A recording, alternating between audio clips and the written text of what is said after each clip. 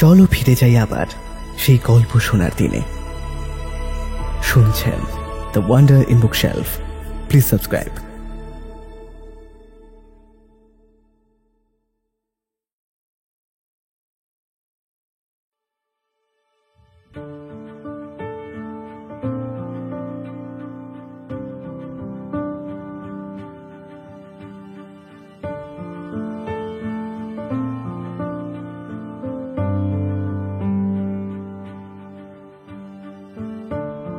গল্পের দেশে আপনাদের নিয়ে যেতে আমরা আবার তৈরি। বিচিত্র এই দেশ রোমাঞ্চ এবং রহস্যে ভরা। সাহিত্যের এক বিপুল সম্ভার নিয়ে আমাদের বিশেষ প্রয়াস দ্য ওয়ান্ডার ইন বুকশেলফ। থাকবে বাংলা ও বিশ্ব সাহিত্যের ঝুলি থেকে বাছাই করা কিছু গল্প। আর আমাদের আজকের নিবেদন অবনীন্দ্রনাথ ঠাকুরের লেখা রাজকাহিনীর গল্প পদ্মিনী পর্ব। আজকের আর্ট ওয়ার্কেরও সমগ্র পরিচালনায় আমি সমৃদ্ধি ও শুভ। শুরু হচ্ছে পদ্মিনী।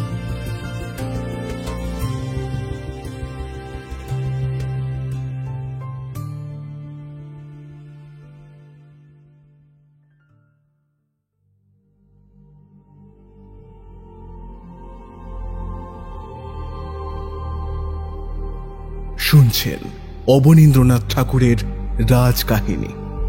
আগের পর্ব পাপ্পাদিত্যতে আপনারা শুনলেন সূর্যবংশের সবচেয়ে অত্যাচারী রাজা নাগাদিত্যের দিন দিন ভিলদের প্রতি অত্যাচারের মাত্রা বেড়েই চলে। শেষে একদিন ভিলেরা রাজার প্রাণ নিলে রানী তার ফুটফুটে বাচ্চা বাপ্পাদিত্যকে সাথে নিয়ে পালিয়ে আসে ও এক বিশ্বস্ত ব্রাহ্মণের ঘরে তাকে সঁপে দিয়ে প্রাণ ত্যাগ করে। ব্রাহ্মণের পিতৃ পরিচয় বাপ্পা বড় হয়ে ওঠে এবং এক ভিন দেশে গিয়ে বসবাস করতে থাকে।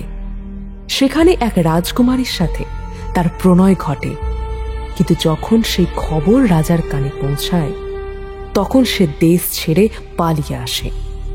পরে এক রাজপুত রাজার সহচর্যে এসে ধীরে ধীরে একদিন তাকেই হত্যা করে যখন পরে সে জানতে পারে সেই রাজা তারই মামা, তখন সে অত্যন্ত দুঃখিত হয়ে রাজ্য বিস্তার করে মামার মৃত্যুর প্রায়শ্চিত্ত করতে চলে যায়। নিজের সাম্রাজ্যকে বহুল পরিমাণে বিস্তৃত করে তার শেষ জীবনে আবার সেই প্রণয়ের কথা মনে আসে তার, কিন্তু তাকে কোথাও খুঁজে পায় না সে। পরে বৃদ্ধ বয়সে তার মৃত্যু ঘটলে এক সন্ন্যাসিনী তাকে সৎকার করে এবং জানা যায় সেই ছিল বাপ্পাদিত্যের অভাগিনী প্রণয়।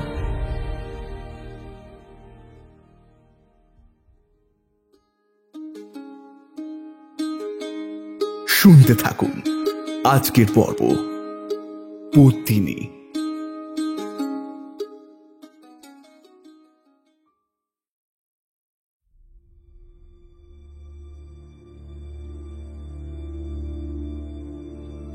বাপ্পাদিত্যের সময় মুসলমানেরা ভারতবর্ষে প্রথম পদার্পণ করেন। তারপর থেকে সূর্য বংশের অনেক রাজা অনেকবার চিতরের সিংহাসনে বসেছেন। রাজ সিংহাসন নিয়ে কত ভাইয়ে ভাইয়ে বিচ্ছেদ, কত মহামহা যুদ্ধ, কত রক্তপাত, কত অশ্রুপাতই হয়ে গেছে। কিন্তু এত রাজা, এত যুদ্ধ বিগ্রহের মধ্যে কেবল জোনা কতক রাজার নাম আর কোটি কতক যুদ্ধের কথাই সমস্ত রাজপুতের প্রাণে এখনো সোনার অক্ষরে লেখা রয়েছে।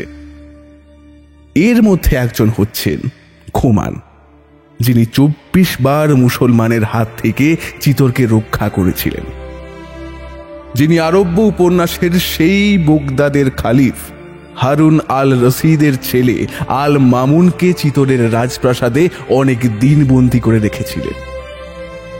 আশীর্বাদ করতে হলে এখনো যার নাম করে রাজপুতেরা বলেন, খোমান তোমায় রক্ষা করুন। আর একজন রাজা মহারাজ সমর সিংহ, যেমন বীর তেমনি ধার্মিক। তিনি যখন নাগা সন্ন্যাসীর মতো মাথার ওপর ঝুঁটি বেঁধে পদ্মবীজের মালা গলায় ভবানীর খাড়া হাতে রাজসিংহাসনে বসতেন, তখন বোধ হতো যেন সত্যি ভগবান একলিঙ্গের দেওয়ান কৈলাস থেকে পৃথিবীতে রাজত্ব করতে এসেছেন। তখনকার দিল্লীশ্বর চৌহান পৃথ্বীরাজের হাত থেকে শাহাবুদ্দির ঘড়ি যখন দিল্লির সিংহাসনের সঙ্গে অর্ধেক ভারতবর্ষ কেড়ে নিতে এসেছিলেন, সেই সময় এই মহারাজ সমরসিংহ তার 13,000 রাজপুত আর নিজের ছেলে কল্যাণকে নিয়ে অর্ধেক ভারতবর্ষের রাজা পৃথ্বীরাজের পাশে পাশে কাগার নদীর তীরে মুসলমানদের সঙ্গে যুদ্ধ করতে গিয়েছিলেন। আর সেই যুদ্ধই তার শেষ যুদ্ধ। পৃথ্বীরাজ সমর সিংহের প্রাণের বন্ধু, তার আদরের মহিষী মহারানী পৃথার ছোট ভাই।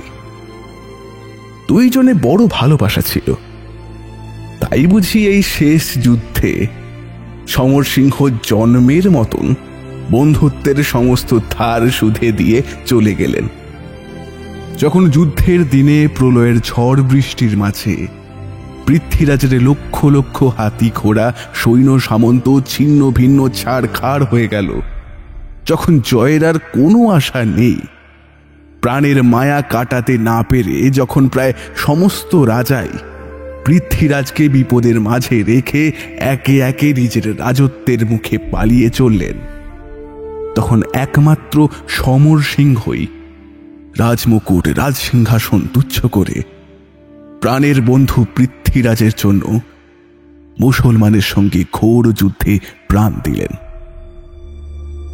আগে সেই ধর্মাত্মা মহাবীর সমর সিংহ, তার 16 বছরের ছেলে কল্যাণ আর সেই 13,000 রাজপুতের বুকের রক্তে কাগার নদীর বালুচর একেবারে রাঙা হয়ে গেল। তবে পৃথ্বীরাজ বন্দী হলেন। তবে দিল্লির হিন্দু সিংহাসন মুসলমান বাদশাহ শাহাবুদ্দিনের হস্তগত হল। এখন সেই শাহাবুদ্দিন কোথায়?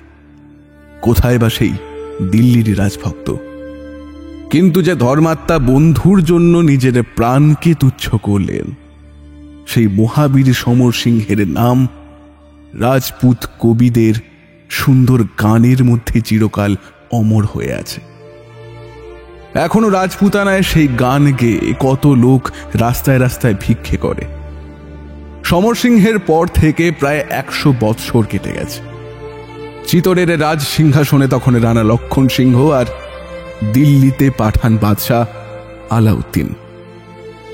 সেই সময় একদিন রানা লক্ষণ সিংহের কাকা ভীম সিংহ সিংহল দ্বীপের রাজকুমারী পদ্মিনীকে বিয়ে করে সমুদ্র পার থেকে চিতর ফিরে এলেন।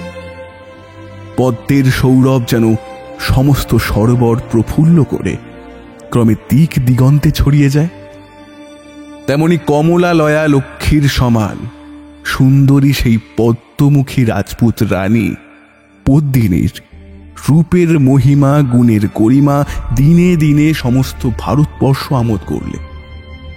কি দিন দুঃখের সামান্য কুটির, কি রাজাধিরাজের রাজপ্রাসাদ, এমন সুন্দরী হেন গুণবতী যেন আর কোথাও নেই।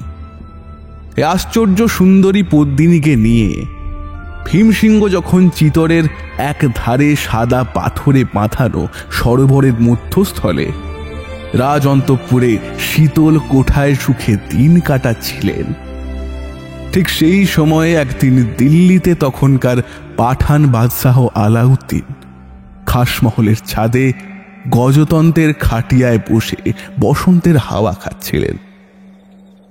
আকাশে চাঁদ উঠেছিল। পাশে শরবতের পেয়ালা হাতে বেয়ারি বেগম বসেছিলেন। পায়ের কাছে বেগমের এক নতুন বাঁদি সারেঙ্গির সুরে গান গাইছিল।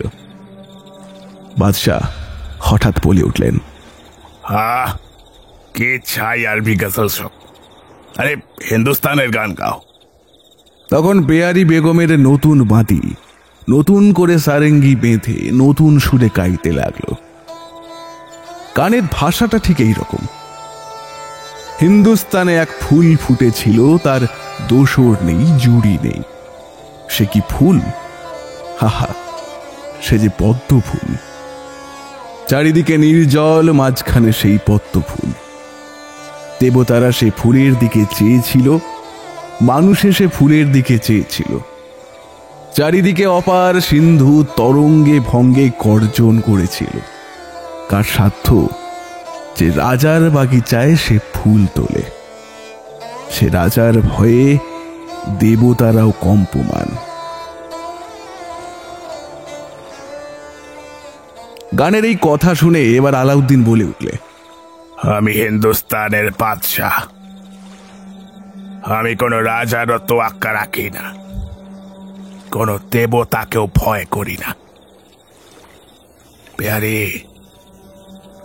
আমি কালই সেই পদ্ম ফুল তুলতে যাব। বাদী আবার গাইতে লাগলো, কে সেই ভাগ্যবান সিন্ধু হলো পার, কে সেই গুণবান তুল্য সেই ফুল।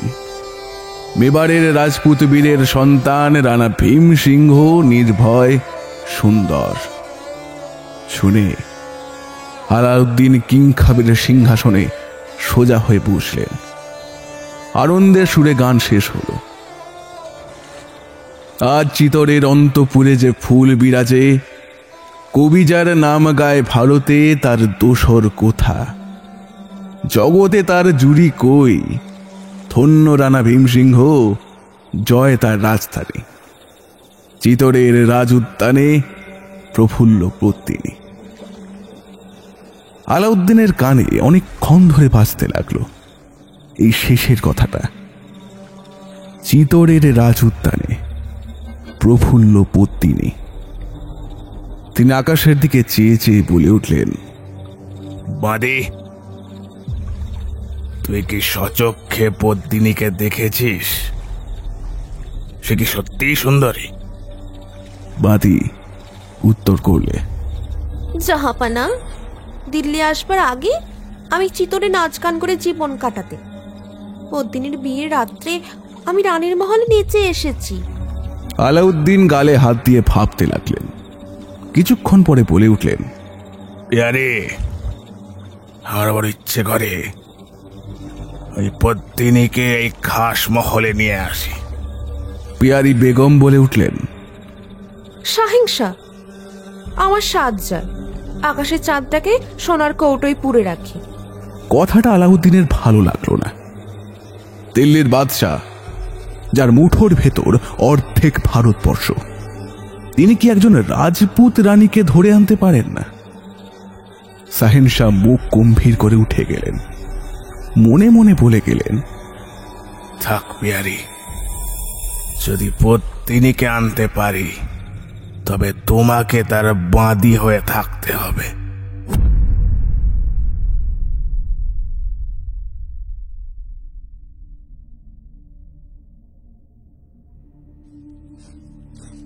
তারপর দিন লক্ষ লক্ষ সৈন্য নিয়ে আলাউদ্দিন চিতরের মুখে চলে গেলেন।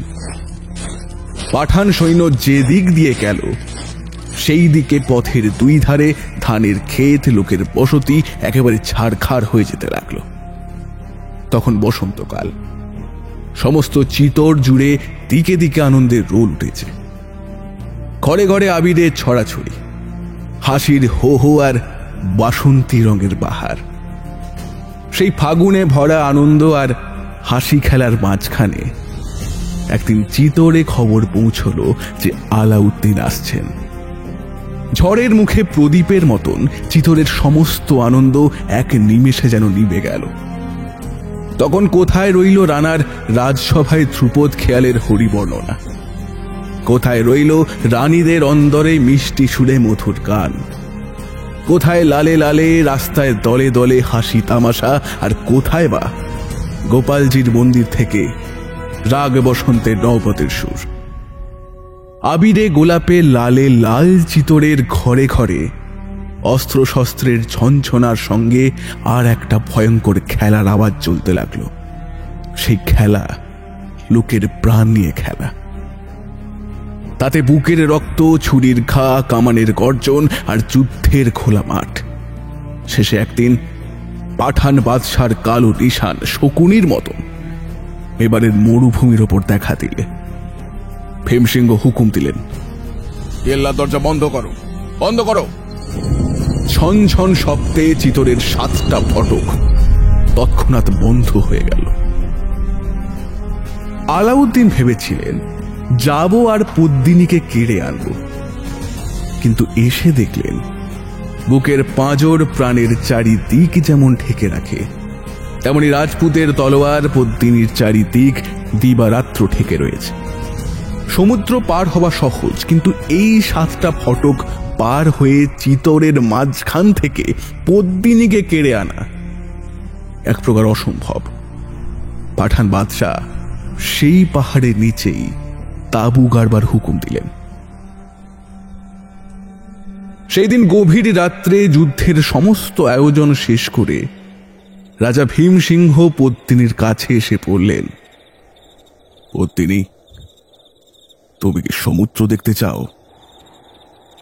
যেমন অনন্ত নীল সমুদ্রের ধারে তোমাদের রাজপ্রাসাদ ছিল, তেমন সমুদ্র?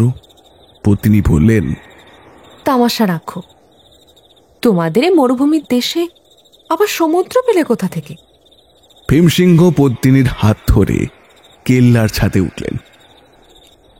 অন্ধকার আকাশ, চন্দ্র নেই, তারা নেই। পদ্মিনী দেখলেন সেই অন্ধকার আকাশের নিচে আরেকখানা কালো অন্ধকার কেল্লার সম্মুখ থেকে মরুভূমির উপর পর্যন্ত জুড়ে রয়েছে।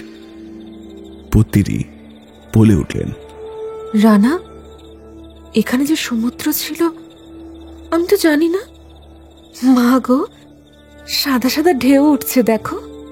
ভীমসিংহ হেসে বললেন, পদ্মিনী, এ যে সে সমুদ্র নয়, এই পাঠান বাদশার চতুরাঙ্গ সৈন্যদল। ওই দেখো, তরঙ্গের পর তরঙ্গ, শিবির শ্রেণী, জলের কল্লোলের মতো ওই শোনো সৈন্যদের কোলাহল। সেই নীল সমুদ্র, যার বুকের মাঝ থেকে আমি একটি সোনার পদ্ম ফুলের মতো তোমায় ছিঁড়ে এনেছি। সেই সমুদ্র যেন আজ এই চতুরঙ্গিনী মূর্তি ধরে তোমাকে আমার কাছ থেকে কেড়ে নিতে এসেছে। কেমন করে যে এই বিপদ সাগর পার হব তাই ভাবছি। ভীমসিংহ আরো বলতে যাচ্ছিলেন, কিন্তু হঠাৎ একটা কালো পেঁচা চিৎকার করে মাথার উপর দিয়ে উড়ে গেল। তার প্রকাণ্ড দুখানা কালো ডানার ঠান্ডা বাতাস অন্ধকার ছাদে রানা রানীর মুখের উপর কার যেন দুখানা ঠান্ডা হাতের মতন বুলিয়ে গেল। পদ্মিনী চমকে উঠে রানার হাত ধরে নেমে এলেন। সমস্ত রাত ধরে তার মন বলতে লাগলো, এ কি অলক্ষণ, এ কি অলক্ষণ। তার পরদিন পূবের আকাশে ভোরের আলো সবেমাত্র দেখা দিয়েছে। এমন সময় একজন রাজপুত সওয়ার পাঠান শিবিরে উপস্থিত হল। বাদশাহ আলাউদ্দিন তখন রূপোর কুরসিতে বসে তসবি দানা জপ করছিলেন। খবর হলো, সাইন্সা, রানা লক্ষণ সিংহের দূত হাজির। বাদশাহ হুকুম দিলেন, হাজির অনেক কহ। রানার দূত 3 বার কুর্নিশ করে বাদশাহর সামনে দাঁড়িয়ে বললে, রানা জানতে চান বাদশার সঙ্গে তার কিসের বিবাদ, যে আজ এত সৈন্য নিয়ে তিনি চিতর উপস্থিত হয়েছেন। আলাউদ্দিন উত্তর করলেন, রানার সঙ্গে আমার কোনো শত্রুতা নেই।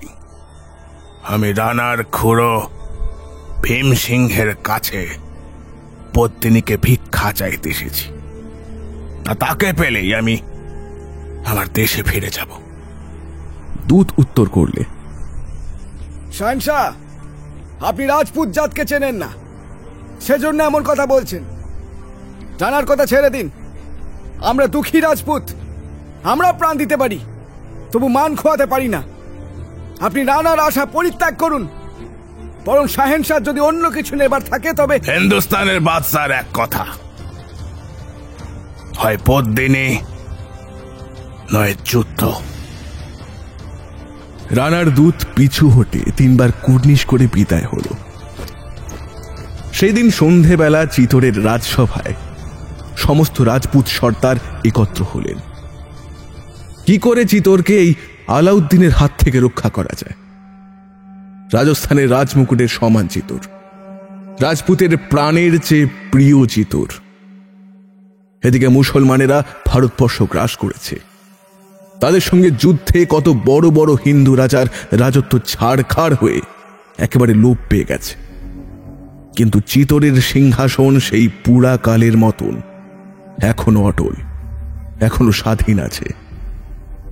কি করে আজ এই ঘোর বিপদে চিতরের উদ্ধার করা যায়? অনেকক্ষণ ধরে অনেক পরামর্শ আর তর্ক বিতর্ক চলল। শেষে রানা ভীমসিংহ বলে উঠলেন, পদ্মিনীর জন্য যখন চিতরের এই সর্বনাশ, তখন না হয় পদ্মিনীকেই পাঠানের হাতে দেওয়া যাক। আমার তাতে কোনো দুঃখ নেই। চিতর আগে না পদ্মিনী আগে।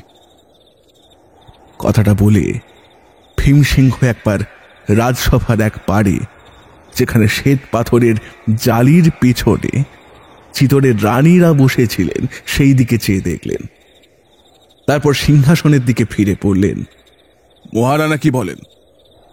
লক্ষণ সিংহ বললেন, যদি সমস্ত সর্দারের তাই মত হয় তবে তাই করে কর্তব্য। তখন সেই রাজভক্ত রাজপুত সর্দারের প্রধান রাজসভায় উঠে দাঁড়িয়ে বললেন, রানার বিপদে আমাদের বিপদ, রানার অপমানে আমাদের অপমান। পদ্মিনী শুধু ভীমসিংহের নন, তিনি আমাদের রানীও বটে। কেমন করে আমরা তাকে পাঠানের বেগম হতে পাঠিয়ে দেব? পৃথিবী শুদ্ধ লোক বলবে যে রাজস্থানে এমন কোন পুরুষ ছিল না যে তারা রানীর হয়ে লড়ে। মহারানা, আমরা প্রস্তুত, হুকুম হলেই যুদ্ধে যাই, বলুন আপনি। মহারানা হুকুম করলেন, আপাতত যুদ্ধের কোনো প্রয়োজন নেই। সাবধানে কেল্লার দরজা বন্ধ রাখো। আলাউদ্দিন যতদিন পারে চিতর ঘিরে বসে থাকুন। সভাস্থলে ধন্য ধন্য পড়ে গেল। চারিদিকে চিতরের সমস্ত সামন্ত সর্দার তলোয়ার খুলে দাঁড়ালেন। রাজসভা ভঙ্গ হল। সেই সময় রাজসভার এক পাড়ে শ্বেত পাথরের জালির আড়াল থেকে সোনার পদ্ম ফুল লেখা একখানি লাল রুমাল সেই রাজভক্ত সর্দারের মাঝে এসে পড়ল। সর্দারেরা পদ্মিনীর হাতের সেই লাল রুমাল বল্লমের আগায় বেঁধে রাজসভা থেকে বিদায় হলেন।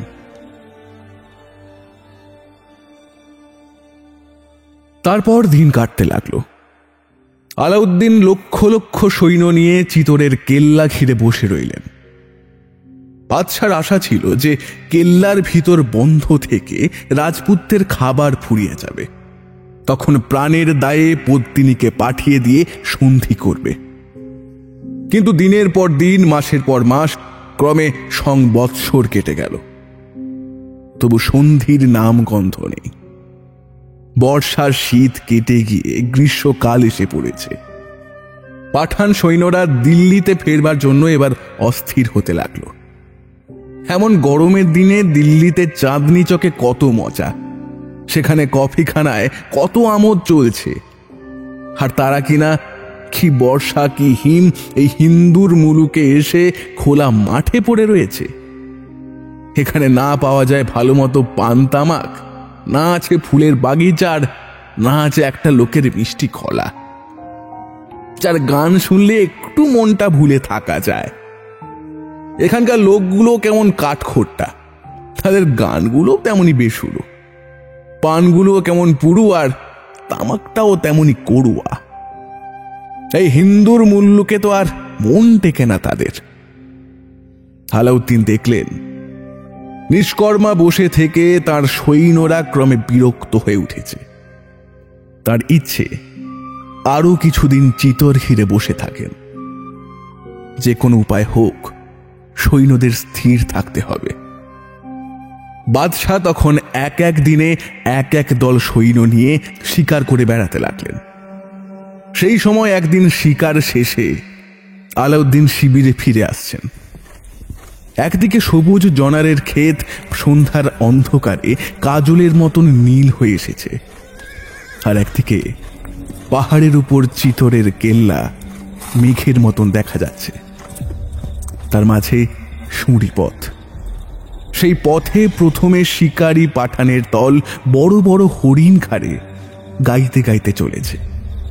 তারপর বড় বড় আমির ওমরা কেউ হাতির পিঠে, কেউ ঘোড়ায় চড়ে চলেছেন। সব শেষে বাদশাহ আলাউদ্দিন, এক হাতে ঘোড়ার লাগাম আর এক হাতে সোনার জিঞ্জির বাঁধা প্রকাণ্ড একটা শিকারী পাখি। বাদশাহ ভাবতে ভাবতে চলেছেন, এত দিন হয়ে গেল তবু তো চিতোর দখল হলো না। সৈন্যরা দিল্লি ফেরবার জন্য ব্যস্ত, আর কতদিন তাদের ভুলিয়ে রাখা যায়? যে পদ্মিনীর জন্য এত সৈন্য নিয়ে এই কষ্ট সয়ে বিদেশে এলেন, সে পদ্মিনীকে তো একবার চোখের দেখাও দেখতে পেলেন না বাদশাহ। তার বাঁ হাতের উপর প্রকাণ্ড শিকারে পাখিটার দিকে একবার চেয়ে দেখলেন তিনি। হয়তো তার মনে হচ্ছিল, যদি কোনো রকমে দুখানা ডানা পাই তবে এই বাজটার মতো চিতরের মাঝখান থেকে পদ্মিনীকে ছোঁ মেরে নিয়ে আসি। হঠাৎ সন্ধ্যার অন্ধকারে ডানার একটুখানি ঝটাপট সেই ঘুমন্ত শিকড়ে পাখির কানে পৌঁছালো। সে ডানা ঝেড়ে ঘাড় ফুলিয়ে বাদশার হাতে সোজা হয়ে বসল। আলাউদ্দিন বুঝলেন তার শিকারি বাজ নিশ্চয়ই কোনো শিকারের সন্ধান পেয়েছে। তিনি আকাশে চেয়ে দেখলেন, মাথার উপর দিয়ে দুখানি পান্নার টুকরের মতন একজোড়া শুক শাড়ি উড়ে চলেছে। বাদশাহ ঘোড়া থামিয়ে বাজের পা থেকে সোনার জিঞ্জির খুলে দিলেন। তখন সেই প্রকাণ্ড পাখি বাদশার হাত ছেড়ে নিঃশব্দে অন্ধকার আকাশে উঠে কালো দুখানা ডানা ছাড়িয়ে শিকারীদের মাথার উপরে একবার স্থির হয়ে দাঁড়ালো। তারপর একেবারে ৩০০ গজ আকারের উপর থেকে এক টুকরো পাথরের মতন সেই দুই শুক শাড়ির মাঝে এসে পড়ল। বাদশাহ দেখলেন, একটি পাখি ভয়ে চিৎকার করতে করতে অন্ধকার সন্ধ্যার আকাশে ঘুরে বেড়াচ্ছে, আরেকটি পাখি প্রকাণ্ড সেই বাজের থাবার ভেতর ছটফট করছে। তিনি শীষ দিয়ে বাজ পাখিকে ফিরে ডাকলেন। পোষা বাজ শিকার ছেড়ে বাদশার হাতে উড়ে এলো, আর ভয়ে মৃতপ্রায় সেই সবুজ শুক ঘুরে ঘুরে মাটিতে পড়ল। বাদশাহ আনন্দে সেই তোতা পাখি তুলে দিতে হুকুম দিয়ে শিবিরের দিকে ঘোড়া ছোটালেন। আর সেই তোতা পাখির জোড়া পাখিটি প্রথমে করুণ সুরে ডাকতে ডাকতে সেই শিকারীদের সঙ্গে সঙ্গে সন্ধ্যার আকাশ দিয়ে অনেকক্ষণ ধরে উড়ে চলল। শেষে ক্রমে ক্রমে আস্তে আস্তে ভয়ে ভয়ে যে উমরাহের হাতে একটি খাঁচায় ডানা ভাঙা তার সঙ্গী তোতা ছটফট করছিল, সেই খাঁচার উপরে নির্ভয়ে এসে বসল। উমরাহ বড় আশ্চর্য হলেন, বলে উঠলেন, কি আশ্চর্য সাহস! তোতার বিপদ দেখে তুতি এসে আপনি ধরা দিয়েছে। আলাউদ্দিন তখন পদ্মিনীর কথা ভাবতে ভাবতে চলেছিলেন। হঠাৎ উমরাহের মুখে এই কথা শুনে তার মনে হলো, তাই তো, যদি ভীম সিংহকে ধরা যায় তবে হয়তো সেই সঙ্গে রানী পদ্মিনীও ধরা দিতে পারেন। বাদশাহ শিবিরে এসে সমস্ত রাত্রি ভীমসিংহকে বন্দি করবার নানা ফন্দি আঁটতে লাগলেন। দু একদিন পরেই রানার সঙ্গে কথাবার্তা হলো যে আলাউদ্দিন সমস্ত পাঠান সৈন্য নিয়ে বিনা যুদ্ধে দিল্লিতে ফিরে যাবেন, কিন্তু তার বদলে একমাত্র তিনি একখানি আয়নার ভিতরে রাজপুত রানী পদ্মিনীকে একবার দেখতে পাবেন। আর চিতরের কেল্লার ভেতর বাদশাহ যতক্ষণ একা থাকবেন ততক্ষণ তার কোনো বিপদ না ঘটে সেজন্য স্বয়ং মহারানা দায়ী রইলেন। বাদশাহ চিতর যাওয়ার জন্য প্রস্তুত হতে লাগলেন। শিকার যে এত শীঘ্র ফাঁদে পা দেবে আলাউদ্দিন স্বপ্নেও ভাবতে পারেননি। তিনি মহা আনন্দে পাঠানদের উমরাহদের নিয়ে সমস্ত পরামর্শ স্থির করলেন। তারপর বৈকালে গোলাপ জলে স্নান করে কিংখাবের জামা জোড়া, মতির কণ্ঠমালা আর হিরে পান্নার শির প্যাঁচ পরে শাহেনশাহ সাদা ঘোড়ার উপর সোনার রেকাবে পা দিয়ে বসলেন। সঙ্গে সঙ্গে প্রায় 200 জন পাঠান বীর, যারা প্রাণের ভয়ে রাখে না, যুদ্ধই যাদের ব্যবসা। বাদশাহ ঘোড়ায় চড়ে এক পাহাড় ভেঙে কেল্লার দিকে উঠে গেলেন। আর সেই পাঠান সওয়ারেরা পাহাড়ের নিচ থেকে প্রথমে নিজের শিবিরে ফিরে গেল। তারপর আবার একে একে সন্ধ্যার অন্ধকারে কেল্লার কাছে ফিরে এসে পথের ধারে প্রকাণ্ড একটা আম বাগানের তলায় লুকিয়ে রইল। সূর্যদেব যখন চিতরের পশ্চিম দিকে প্রকাণ্ড একখানা মেঘের আড়ালে অস্ত গেলেন, সেই সময় পাঠান বাদশাহ আলাউদ্দিন রানা ভীম সিংহের হাত ধরে পত্তিনীর মহলে শ্বেত পাথরের রাজ দরবারে উপস্থিত হলেন। সেখানে আর জনমানব ছিল না, কেবল হাজার হাজার মোমবাতির আলো। সেই শ্বেত পাথরের রাজমন্দিরে যেন আর একটা নতুন দিনের সৃষ্টি করেছিল। রানা ভীম সেই ঘরে সোনার মছনাতে বাদশাকে বসিয়ে তার হাতে এক পেয়ালা শরবত দিয়ে বললেন, শাহনশাহ, একটু আমিল ইচ্ছা করুন।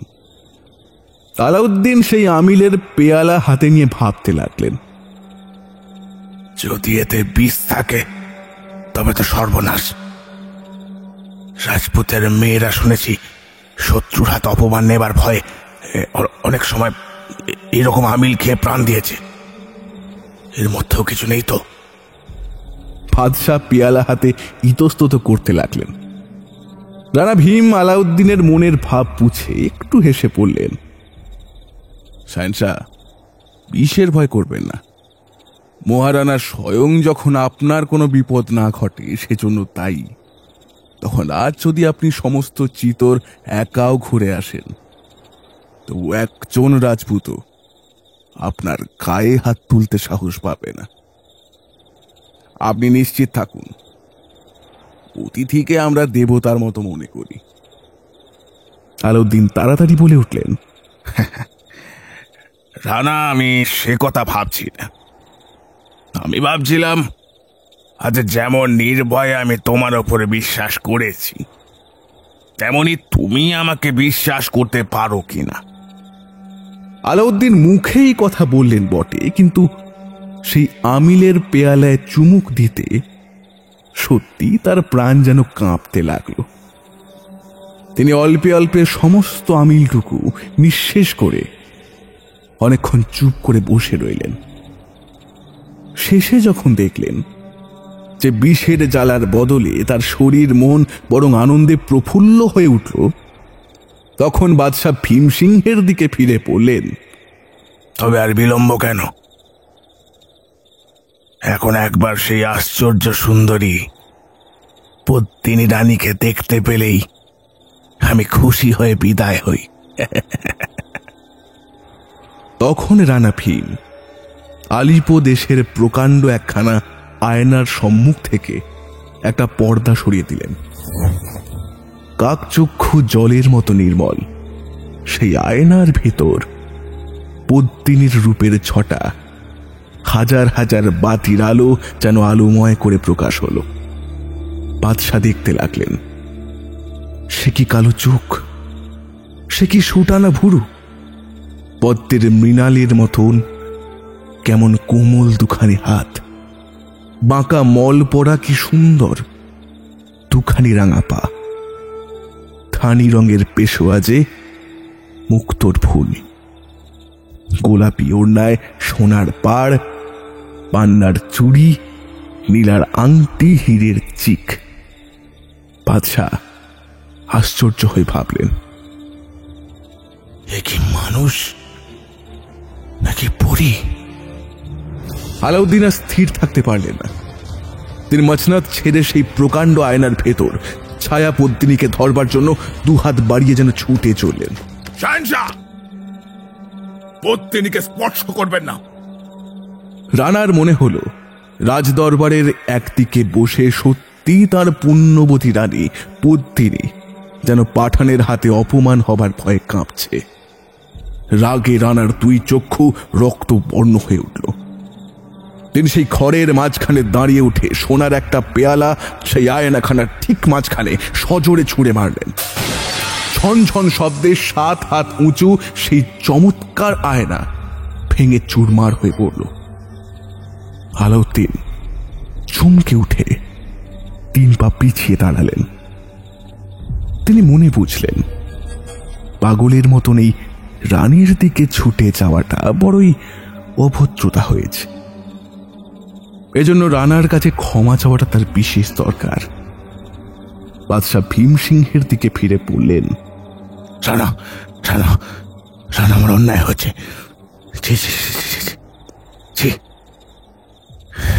আমার মহলে এসে যদি কেউ এই অভদ্রতা করতো তাহলে আমি তার মাথা কেটে ফেলতে হুকুম দিতাম। রানা রানা, আমায় ক্ষমা করুন, ক্ষমা। তারপর অনেক তোষামদ, অনেক অনুনয় বিনয়ে রানাকে সন্তুষ্ট করে গভীর রাত্রে আলাউদ্দিন ভীমসিংহের কাছে বিদায় চাইলেন। পেয়ালার পর পেয়ালা আমিল খেয়ে একই রানার প্রাণ খুলে গিয়েছিল। তার উপর দিল্লির বাদশাহ তার কাছে যখন ক্ষমা চাইলেন তখন একেবারে তার মন যেন গলে গেল। রানা আদর করে নতুন বন্ধু দিল্লির বাদশাকে কেল্লার বাইরে পৌঁছে দিতে চললেন। অমাবস্যার রাত্রি, আকাশে শুধু তারার আলো, পৃথিবীতে কালো অন্ধকার। ঘরে ঘরে দরজা বন্ধ, আর সমস্ত দিন পরিশ্রমের পর নগরের লোক তখন ঘুমিয়ে রয়েছে। চিতোরের রাজপথে কোনো জনমানব নেই। আলাউদ্দিন সেই জনশূন্য রাজপথ দিয়ে ঘোড়ায় চড়ে চলেছেন, আর সঙ্গে রানা ভীম আর 20 জন রাজপুত সেপাই। আজ রানার বড় আনন্দ। চিতোরের প্রধান শত্রু আলাউদ্দিনের সঙ্গে তার বন্ধুত্ব হল। আর কখনো চিতোরকে পাঠানের অত্যাচার আর সহ্য করতে হবে না। রানা যখন ভাবলেন কাল সকালে পাঠান সৈন্য চিতোর ছেড়ে চলে যাবে, যখন ভাবলেন চিতোরের সমস্ত প্রজা কাল থেকে নির্ভয়ে রানা রানীর জয় জয়কার দিয়ে যে যার মতন কাজে লাগবে, তখন তার মন আনন্দে নৃত্য করতে লাগলো। তিনি মহা উৎসাহে বাদশার পাশে পাশে ঘোড়ায় চড়ে কেল্লার ফটক পার হলেন। তখন রাত্রি আরো অন্ধকার হয়েছে। পাহাড়ের গায়ে বড় বড় নিম গাছ কালো কালো দৈত্যের মতন রাস্তার দুধারে সারি বেঁধে দাঁড়িয়ে রয়েছে। আর কোথাও কোনো সারা শব্দ নেই। কেবল কেল্লার উপর থেকে একবার প্রহরীদের হই হই, আর পাথরের রাস্তায় সেই 22টা ঘোড়ার খুরের খটাখট। আলাউদ্দিন ভীমসিংহকে নিয়ে কথায় কথায় ক্রমে পাহাড়ের নিচে এলেন। সেখানে একদিকে জনারের ক্ষেত, আরেকদিকে আমবাগান, আর মাঝে মেঠো পথ। আর সেই পথেরই 2 ধারে প্রায় 200 পাঠান আলাউদ্দিনের হুকুম মতো লুকিয়েছিল। ভীমসিংহ যেই এইখানে এলেন অমনি হঠাৎ চারিদিক থেকে পাঠান সৈন্য তাকে ঘিরে ফেলল। তারপর সেই অন্ধকার রাত্রে শত শত শত্রুর মাঝে 20 জন মাত্র রাজপুত তাদের রানাকে উদ্ধার করবার জন্য প্রাণপণে যুঝতে লাগলো। কিন্তু সবই বৃথা। বাজ পাখি যেমন ছোঁ মেরে শিকার নিয়ে যায়, তেমনি পাঠান আলাউদ্দিন রাজপুতের মাঝখান থেকে রানা ভীমকে বন্দি করে নিয়ে গেলেন। 20 জনের মধ্যে মাত্র 5 জন রাজপুত সৈন্য চিতোরে ফিরল। প্রতিপদের সকালবেলায় সমস্ত চিতোরের রাষ্ট্র হল।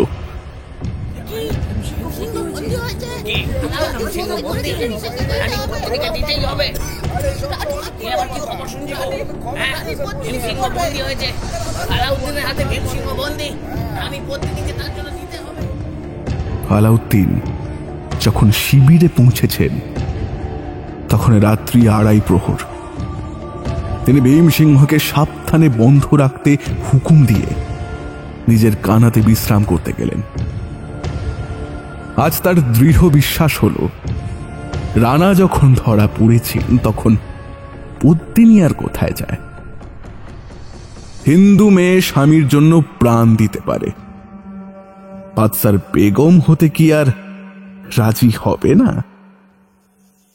আর পদ্মিনীকে না পেলে রানাকে কিছুতেই ছাড়া হবে না। আলাউদ্দিন মনে মনে এই প্রতিজ্ঞা করে সোনার খাটিয়ায় দুধের ফেনার মতন থপথপে বিছানায় শুয়ে হিন্দু রানী পদ্মিনীর কথা ভাবতে ভাবতে শেষ রাত্রে ঘুমিয়ে পড়লেন। সকাল হলেই বাদশার মনে হল এইবার হয়তো পদ্মিনী আসছেন, কিন্তু সকাল গিয়ে দুপুর কেটে সন্ধ্যা হলো, পদ্মিনী কিন্তু এলেন না। দিনের পর দিন, রাতের পর রাত চলতে লাগলো, তবু পদ্মিনীর কোনো দেখা নেই। বাদশাহ এবার অস্থির হয়ে উঠলেন। তার মনে হতে লাগলো, এই ভীমসিংহ কি তবে আসলে ভীমসিংহ নয়? আমি কি ভুল করে সামান্য কোনো সর্দারকে বন্দি করে এনেছি নাকি? আলাউদ্দিন বন্দি রানাকে হুজুরে হাজির করতে হুকুম করলেন। লোহার শিকলে বাঁধা রানা ভীম বাঁধা সিংহের মতন বাদশার দরবারে উপস্থিত হলেন। শাহেনশাহ তাকে জিজ্ঞাসা করলেন, তুমি কি পদ্মিনীরই ভীমসিংহ নাকি অন্য কেউ? রানা উত্তর করলেন, পাঠান, এতে তোমার সন্দেহ হচ্ছে কেন? আলাউদ্দিন বললেন, যদি তুমি সত্যি ভীমসিংহ তবে তোমাকে উদ্ধার করবার জন্য রাজপুতেরা কোনো চেষ্টা করছে না দেখছি। রানা বললেন, যে মূর্খ নিজের বুদ্ধির দোষে মিথ্যাবাদী পাঠানের হাতে বন্দী হয়েছে, তার সঙ্গে চিতোরের মহারানা বোধহয় আর কোনো সম্বন্ধ রাখতে চান না। কথাটা শুনে বাদশার মনে খটকা লাগলো। যদি সত্যি ভীমসিংহকে পাঠানের হাতে ছেড়ে দিয়ে থাকেন? আলাউদ্দিন মহা ভাবিত হয়ে দরবার ছেড়ে উঠে গেলেন।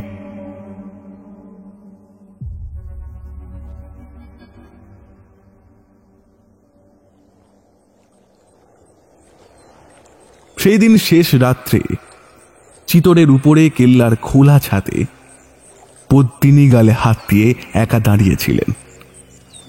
নীলি পদ্মের মতন তার দুটি সুন্দর চোখ তখন পাঠান শিবিরের দিকে, যেখানে তার ভীমসিংহ বন্দী ছিলেন, সেই দিকে চেয়েছিল। আকাশ তখনও পরিষ্কার হয়নি। পূর্ব দিকে সূর্যের আলো সোনার তারের মতো দেখা দিয়েছে। দুজন রাজপুত সর্দার পদ্মিনীর পায়ে এসে প্রণাম করলেন। একজনের নাম গোরা, আরেকজনের নাম বাদল। গোরার বয়স 50-এর ওপর, আর তার বড় ভাইয়ের ছেলে বাদলের বয়স বছর 12। গোরা বাদল দুজনেই পদ্মিনীর বাপের বাড়ির লোক। রাজকুমারী পদ্মিনী যখন ভীমসিংহের রানী হয়ে সিংহল ছেড়ে চলে আসেন, তখন তার সঙ্গে এই গোরা এক হাতে তলোয়ার আর আরেক হাতে বাপ মা হারা এই কচি বাদলকে নিয়ে দেশ ছেড়ে চিতোরে এসেছিলেন। পদ্মিনী জিজ্ঞাসা করলেন, মহারানা কি আমার কথা মতো কাজ করতে রাজি হয়েছেন? গোরা বললেন, তাঁরই হুকুমে রানীজিকে পাঠান শিবিরে পাঠাবার বন্দোবস্ত করার জন্যে এখনই বাদশার সঙ্গে দেখা করতে চলেছি। পদ্মিনী একটু হেসে বললেন,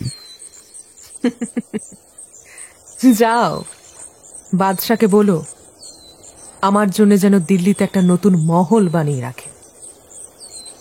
গোরা বাদল বিদায় নিলেন। দেখতে দেখতে সমস্ত পৃথিবী প্রকাশ করে সূর্যদেব উদয় হলেন।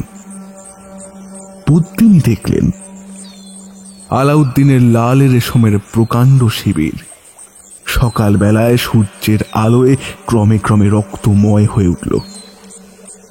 তিনি বাদশাহের সেই কানাতের দিকে চেয়ে এবার বলে উঠলেন, ধূর্ত পাঠান, তোতে আমাদের আজ যুদ্ধ আরম্ভ হলো। দেখি কার কত দূর ক্ষমতা।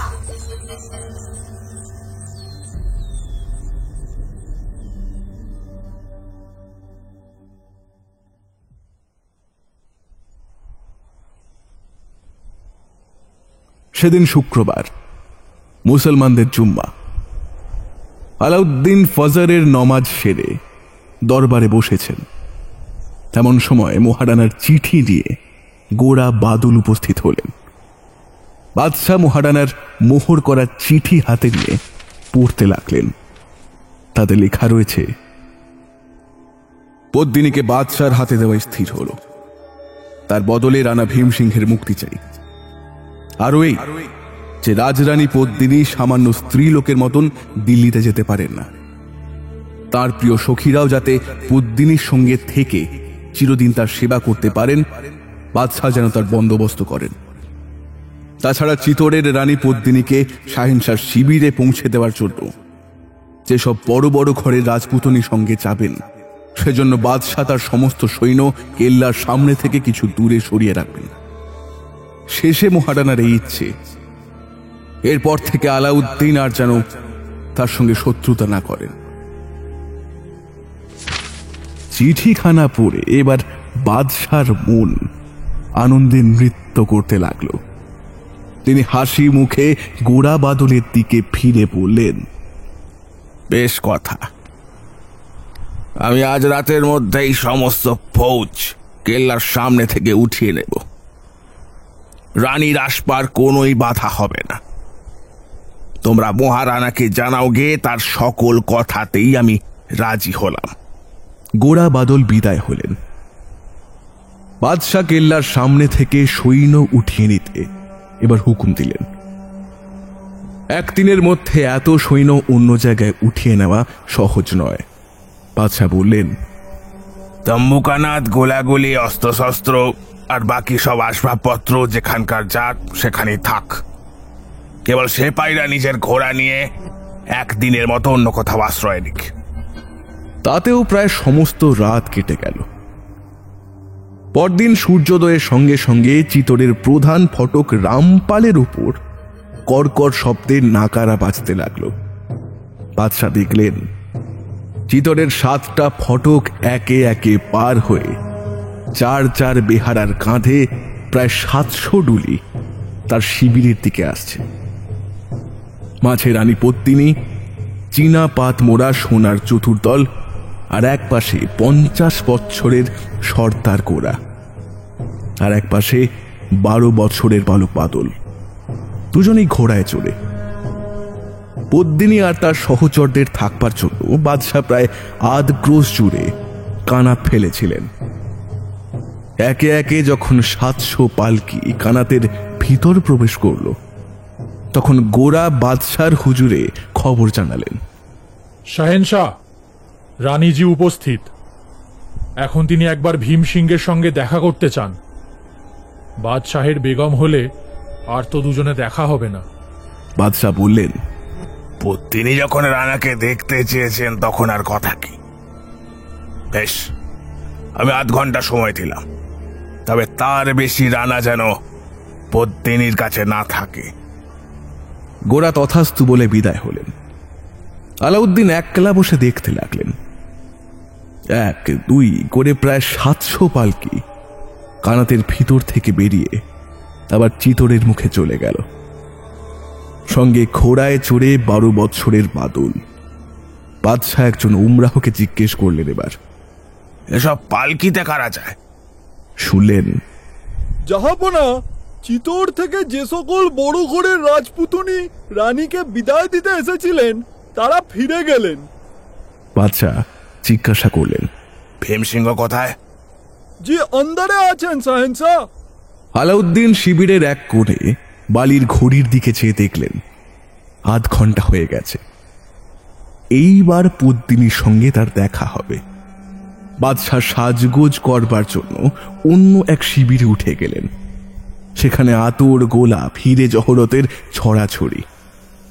কোথাও সোনার আতর দানে 1000 টাকা ভরি গোলাপি আতর, কোথাও বা মুক্তোর তাজ, কোথাও বা পান্নার শিরপ্যাচ, কৌটো ভরা মানিকের আংটি, আলনায় সাজানো কিংখাবের জামা জোড়া, রেশমি রুমাল আর জরির লেপটা। বাদশাহ যতক্ষণ কিংখাবের জামা জোড়া, জরির লেপটা পরে আয়নার সম্মুখে পাকা দাড়িতে গোলাপি আতর লাগাচ্ছিলেন, ততক্ষণে সেই 700 পালকির একখানিতে রানা ভীমসিংহকে লুকিয়ে মেবারের বাছা বাছা রাজপুত সর্দারেরা পাঠান শিবিরের মাঝখান থেকে চিতরের মুখে এগিয়ে চলেছেন। ক্রমে আলাউদ্দিনের সাজগোজ সাঙ্গ হল। আধ ঘন্টা শেষ হয়ে 1 ঘন্টা পূর্ণ হতে চলল, কিন্তু এখনো পদ্মিনীর শিবির থেকে ভীমসিংহ ফিরে এলেন না। বাদশাহ গোড়াকে ডাকতে হুকুম দিলেন, কিন্তু গোড়ার কোনো সন্ধান পাওয়া গেল না। আলাউদ্দিন আর স্থির থাকতে পারলেন না। ব্যস্ত সমস্ত হয়ে যেখানে আধক্রোশ জুড়ে কানাত খাটানো হয়েছিল সেইখানে উপস্থিত হলেন। দেখলেন পদ্মিনীর সোনার চতুর্তল এখানে শূন্য হয়ে পড়ে রয়েছে।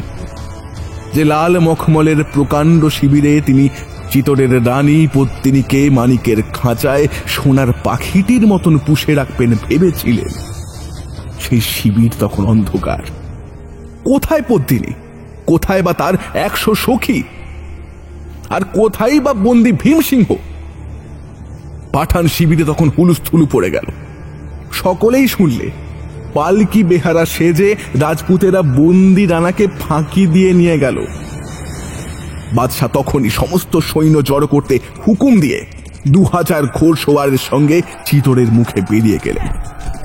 সবেমাত্র রানার পালকি চিতরের ফটক পার হয়েছে এমন সময় পাঠান বাদশার ঘোড়সওয়ার কালবৈশাখীর ঝড়ের মতন ধূলিত ধ্বজায় চারিদিকে অন্ধকার করে 3 দিন শব্দে রাজপুত সৈন্যের উপর ঝাঁপিয়ে পড়ল।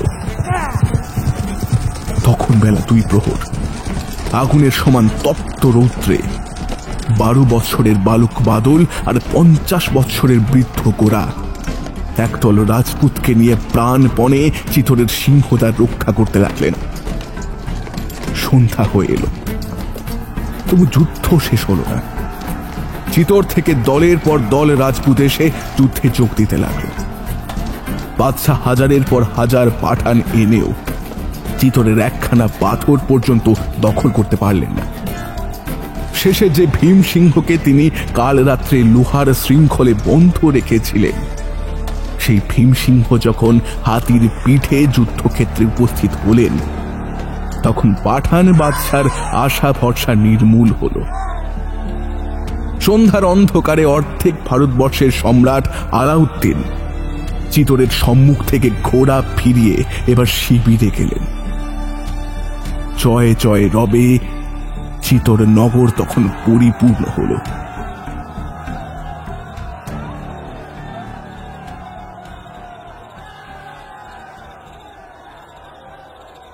সেদিন গভীর রাত্রে যুদ্ধ শেষে রানা ভীমসিংহ যখন পদ্মিনীর শয়নকক্ষে বিশ্রাম করতে এলেন, তখন রানার 2 চোখে জল দেখে পদ্মিনী জিজ্ঞাসা করলেন, এই সুখের দিনে চোখে জল কেন? রানা নিঃশ্বাস ফেলে বললেন, পদ্মিনী,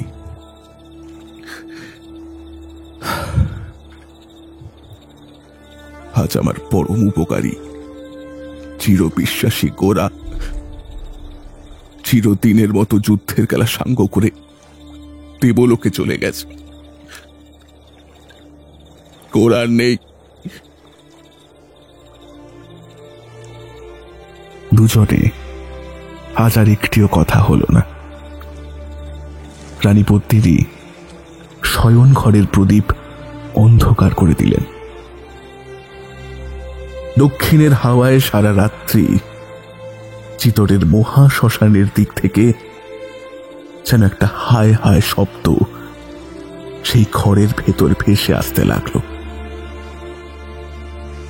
আলাউদ্দিন যখন পদ্মিনীর আশায় চিতর ঘিরে বসেছিলেন, সেই সময় কাবুল থেকে মোগলের দল একটু একটু করে ক্রমেই ভারতবর্ষের দিকে এগিয়ে আসছিল।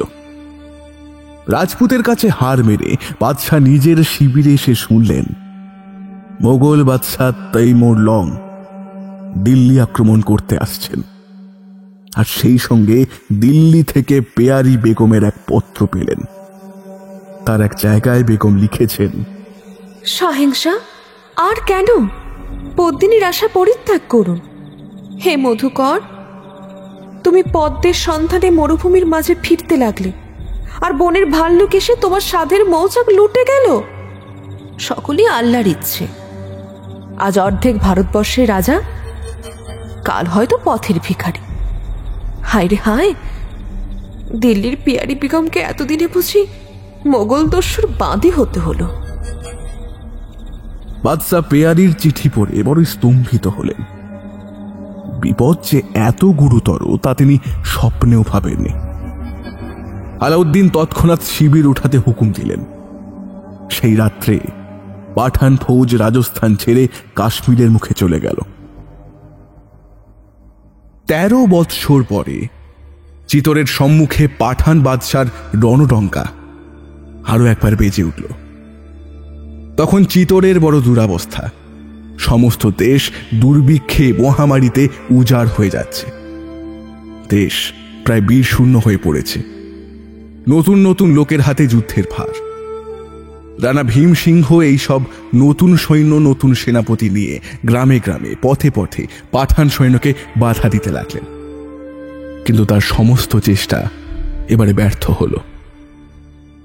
যুদ্ধের পর যুদ্ধে রাজপুতদের হটিয়ে দিয়ে গ্রামের পর গ্রাম, কেল্লার পর কেল্লা দখল করতে করতে একদিন আলাউদ্দিন চিতোরের সম্মুখে এসে উপস্থিত হলেন। বাদশাহী ফৌজ চিতোরের দক্ষিণ পাহাড়ের উপর গড়বন্দি তাঁবু সাজিয়ে রাজপুতের সঙ্গে শেষ যুদ্ধের জন্য অপেক্ষা করতে লাগল। এবার প্রতিজ্ঞা, চিতোরের কেল্লা ভূমিষ্যাৎ না করে দিল্লি ফেরা নয়। এবার মলিন মুখে রাজা ভীমসিংহ চিতোরগড়ে ফিরে এলেন। মহারানা লক্ষণ সিংহ রাজসভায় ভীমসিংহকে ডেকে বললেন, কাকাজি, এতদিনে বুঝি চিতোরগড় পাঠানদের হস্তগত হয়? আর তো উপায় নেই। প্রজা সকল হাহাকার করছে। সমস্ত দেশ দুর্ভিক্ষে উজাড় হয়ে যাচ্ছে, আর তার উপর এই বিপদ উপস্থিত। এখন কি নিয়ে আর কাকে নিয়ে বা লড়াই করি? ভীমসিংহ বললেন, চিতোর এখনো বীরশূন্য হয়নি। এখনো আমরা 1 বৎসর পাঠানের সঙ্গে যুদ্ধ চালাতে পারি, এমন ক্ষমতা রাখি আমরা। লক্ষণ সিংহ ঘাড় নাড়লেন। কাকাজি, আরে যুদ্ধ বৃথা। আমি বেশ বুঝতে পারছি পাঠানদের সঙ্গে সন্ধি না করলে আর রক্ষে নেই। তবে কেন এই দুর্ভিক্ষের দিনে সমস্ত দেশ জুড়ে যুদ্ধের আগুন জ্বালাই? আর সমস্ত প্রজা আমার মুখের দিকে চেয়ে আছে। আমার ক্ষতিতে রাজ্যে যদি শান্তি আসে, যদি যদি আগুন নিভে যায়, তবে পাঠানের সঙ্গে সন্ধি করায় ক্ষতি কি? না হয় কিছুকাল পাঠান বাদশার একজন তালুকদার হয়ে কাটালাম। ভীমসিংহের 2 চোখে এবার জল পড়তে লাগলো। তিনি মহারানার 2 হাত ধরে বললেন, হায় লক্ষ্মণ, মনে বেশ বুঝেছি, আর কোনো উপায় নেই। তবু আমার একটি অনুরোধ আছে। 2 বৎসর বয়সে যখন তোর মা গেলেন, বাপ গেলেন, তখন আমি তোকে ছেলের মতো বুকে টেনে নিয়েছিলাম। সমস্ত বিপদ আপদ, রাজ্যের সমস্ত ভাবনা চিন্তা তোরই হয়ে অকাতরে সহ্য করেছিলাম। আজ আমার একটি অনুরোধ রক্ষা কর বৎস। আমার 7 দিন সময় দে। আমি এই শেষবার চিতোর উদ্ধারের চেষ্টা করে দেখি। এই 7 দিন যেন পাঠানের সঙ্গে সন্ধি না হয়। এই 7 দিন যেন আমার হুকুম, মহারানার হুকুম জেনে সকলে মান্য করে। লক্ষণ সিংহ বললেন, তথাস্তু। সেই দিন থেকে ভীমসিংহের হুকুম মতো একজন রাজপুত সর্দার পাঠানের সঙ্গে যুদ্ধে যেতে লাগলেন। প্রতিদিন খবর আসতে লাগলো, আজ অমুক রাজকুমার যুদ্ধে প্রাণ দিলেন, আজ অমুক সামন্ত বন্দী হলেন। চিতরের ঘরে ঘরে এবার যেন হাহাকার উঠল। সেই হাহাকার, সেই হাজার হাজার অনাথ শিশু আর বিধবার ক্রন্দন, পদ্ম সরোবরের মাঝখানে যেখানে রাজরানী পদ্মিনী শ্বেত পাথরের দেব মন্দিরে পূজায় বসেছিলেন, সেইখানে পৌঁছাল। পদ্মিনী দীর্ঘ নিঃশ্বাস ফেলে তার পূজা সাঙ্গ করলেন। তার কোমল প্রাণ সেই সব দুঃখী পরিবার, অনাথ শিশুর জন্য সারা দিন সারা সন্ধ্যা কেবলই কাঁদতে লাগল। এরপর ভীমসিংহ যখন তার মহলে এলেন, তখন পদ্মিনী তার 2 হাত জোড় করে বললেন, প্রভু, আর কতদিন যুদ্ধ চলবে? ভীমসিংহ বললেন, আর 3 দিন মাত্র, কিন্তু যুদ্ধে আর কোনো ফল নেই। রাজপুতের প্রাণী যে আর উৎসাহ নেই। সে কি? এখন উপায় কি? সূর্যবংশের মহারানাকে এইবার বুঝি পাঠান বাদশার তালুকদার হতে হলো। পদ্মিনী জিজ্ঞাসা করলেন, প্রভু, চিত্তরক্ষার কি কোনোই উপায় নেই? ভীমসিংহ বললেন, উবর দেবী যদি কৃপা করেন তবেই রক্ষে। হায় পদ্মিনী, কার পাপে যে চিতরের এই দুর্দশা হলো। তারপর 2-1টি কথার পর ভীমসিংহ অন্য কাজে চলে গেলেন। একা ঘরে পদ্মিনীর কানে কেবলই বাজতে লাগলো, হায় পদ্মিনী, কার পাপে আজ চিতরের এই দুর্দশা। অন্ধকারে পদ্মিনী কপালে করাঘাত করে উঠলেন, হায় হতভাগিনী, হায় হতভাগিনী পদ্মিনী, তোরই এ পোড়ারূপের জন্য এই সর্বনাশ, তোরই জন্য এই সর্বনাশ। হায় হায় হায় হায় হায়।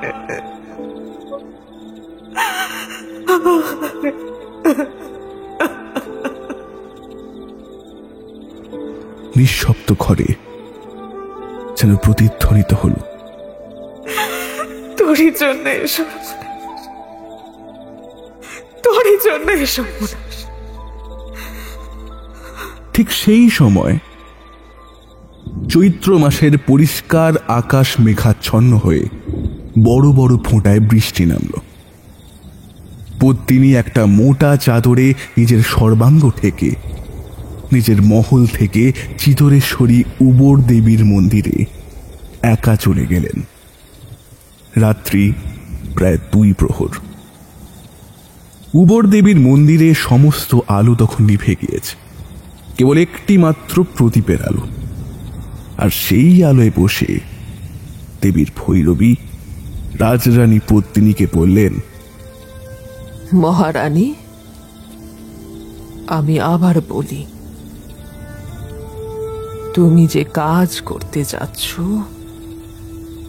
তার শেষ হচ্ছে মৃত্যু। দেবীর রত্ন অলংকার একবার অঙ্গে পড়লে আর নিস্তার নেই। 6 মাসের মধ্যে জীবন্ত অবস্থায় জ্বলন্ত আগুনে দগ্ধ হতে হবে। পদ্মিনী বললেন, হে মাতাজি, আশীর্বাদ করুন। যে রূপসীর জন্য রাজস্থানে আজ আগুন জ্বলেছে, তার সেই পোড়ার রূপ জ্বলন্ত আগুনেই ভস্য হোক। ভৈরবী বললেন, তবে তাই হোক বৎসে, আমি আশীর্বাদ করি। যে চিতরের জন্যে তুমি নিজের প্রাণ তুচ্ছ করলে, সে চিতরে তোমার নাম চিরদিন যেন অমর থাকে। যে মহাসতীর রত্ন অলঙ্কার আজ তুমি পড়তে চললে, সেই মহাসতী মরণান্তে তোমায় যেন চরণে রাখেন। রানী পদ্মিনী ভৈরবীর হাত থেকে একটি চন্দন কাঠের কৌটায় উবর দেবীর সমস্ত রত্ন অলঙ্কার নিয়ে সেখান থেকে বিদায় হলেন। সেই দিনই রাত্রে প্রায় 2:30 প্রহরে চিতরের রাজপ্রাসাদে একটুখানিও সারা শব্দ ছিল না। মহারানা নির্জন ঘরে একা ছিলেন। যখন তার সমস্ত প্রজা পাঠানের সঙ্গে সন্ধি হবে, দেশে শান্তি আসবে মনে করে নিশ্চিন্ত মনে ঘুমিয়েছিল, ঠিক সেই সময় সমস্ত মেবারের রাজা ভগবান একলিঙ্গের দেওয়ান মহারানা লক্ষণ সিংহের চোখে তখন ঘুম ছিল না। মনে মনে ভাবছিলেন, হায় অতিষ্ঠ, কাল সন্ধ্যের সঙ্গে সঙ্গে চিতর ছেড়ে যেতে হবে। এ জীবনে আর হয়তো ফেরা হবে না। রাজ্য, সম্পদ, মান, মর্যাদা, আত্মীয় স্বজন সব ছেড়ে কোনো দূর দেশে সামান্য বেশে নির্বাসনে যেতে হবে। মহারানা দীর্ঘ নিঃশ্বাস ফেলে চারিদিকে চেয়ে দেখলেন, ঘরের এক কোণে সোনার দীপদানে একটিমাত্র প্রদীপ জ্বলছিল। প্রকাণ্ড ঘরের আর সমস্তটাই অন্ধকার। খিলানের পর খিলান, থামের পর থামের সারি অন্ধকার থেকে গাঢ় অন্ধকারে মিশে গিয়েছে।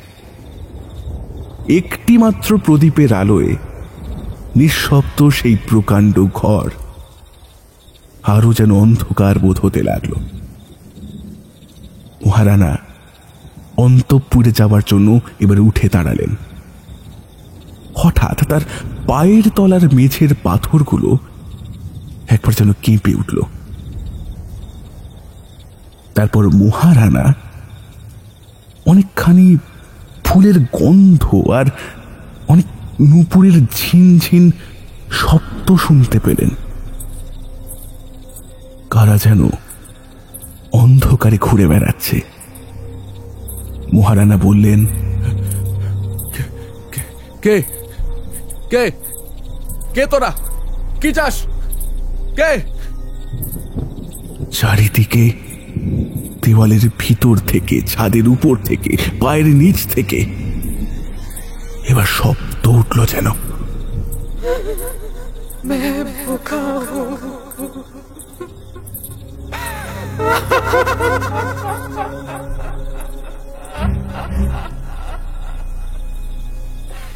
লক্ষণ সিংহ বললেন,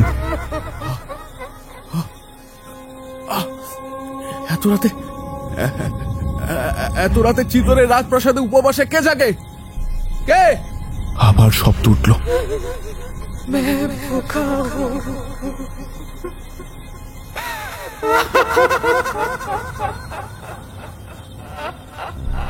তারপর গাঢ় ঘুমের মাঝখানে স্বপ্ন যেমন ফুটে ওঠে, তেমনি শয়ন ঘরের অন্ধকারে এক অপরূপ দেবী মূর্তি ধীরে ধীরে জেগে উঠল।